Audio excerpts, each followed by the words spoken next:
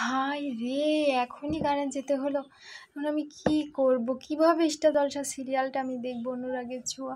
আমি এই যে কারেন্টওয়ালারা, আমি যখন বাইরে এতক্ষণ কাজ করছিলাম তখন তোরা কোথায় ছিলি? তখন তারা কারেন্ট টানতে পারিস না।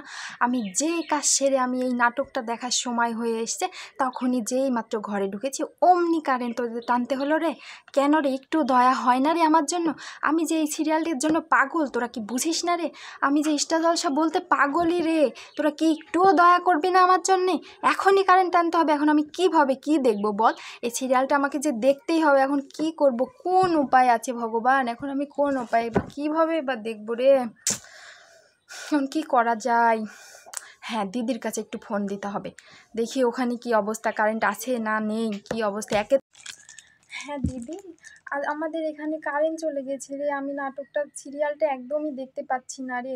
তো একেতে গরম, তারপরে কারেন্টের এই অবস্থা নেই, বারবার টেনে নিচ্ছে। আর যে মুহূর্তে আমি দেখবো সে মুহূর্তেই টেনে নিচ্ছে কারেন্টটা।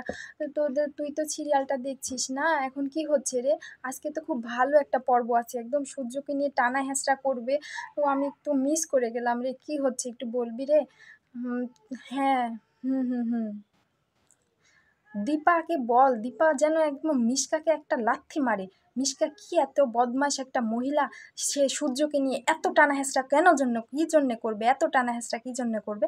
সারাদিন শুধু মিশকা মিশকা তাদের পথের বাধা। ওকে মেরে ফেল না রে একটা লাথি মেরে।